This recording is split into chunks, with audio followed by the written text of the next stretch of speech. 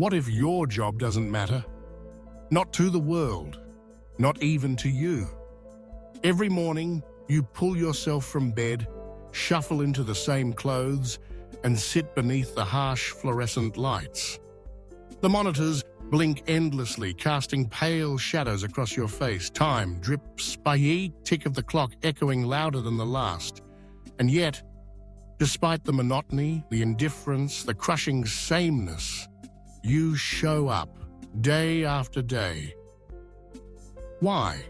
Why do we stay in jobs that drain us, that seem to serve no higher purpose than keeping the lights on? The emails pile up. The meetings blur together. Deadlines loom and pass. But the work never truly changes.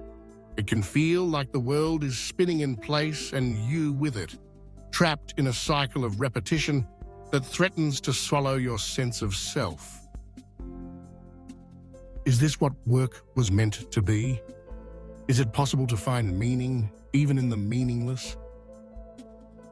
Step outside your cubicle and look around. Across the city, in the quiet corners most overlook, a janitor kneels to fix a broken school sink. He hums softly, pride flickering in his eyes as the problem is solved and the children's laughter resumes.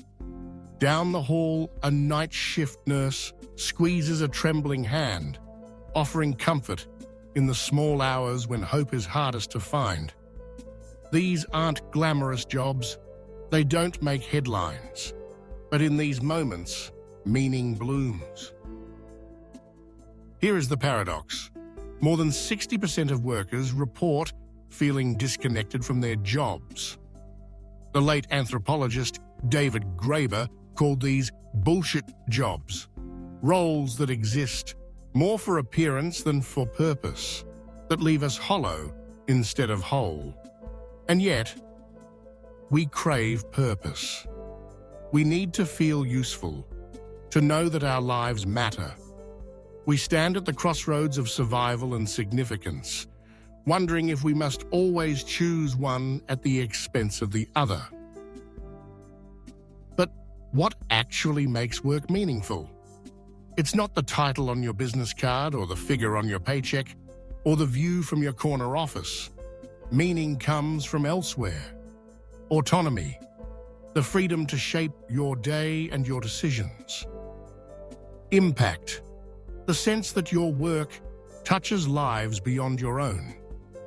Growth, the challenge that pushes you to learn, to stretch, to evolve. Connection, the bonds you forge with those around you. Think of the banker in a sharp suit, eyes glazed as he shuffles contracts.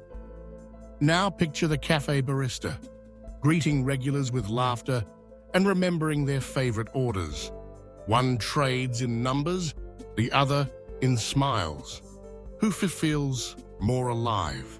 So how do you create meaning in a role that feels meaningless?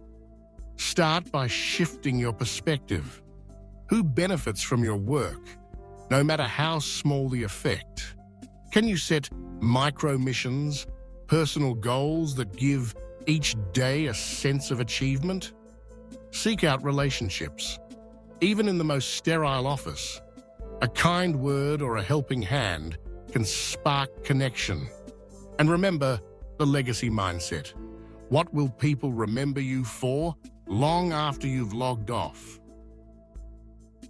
All around us, people are transforming the mundane into something extraordinary. The bus driver who greets every passenger by name, brightening their morning commute. The warehouse worker who quietly mentors new hires, helping them find their footing. The call center rep who listens, really listens, and saves a customer from despair. Back in the darkened cubicle, our man notices a colleague struggling. He pauses, sets aside his own frustration, and offers help. She smiles, relief in her eyes. In that small moment, meaning flickers to life. Meaning isn't always found in the job itself.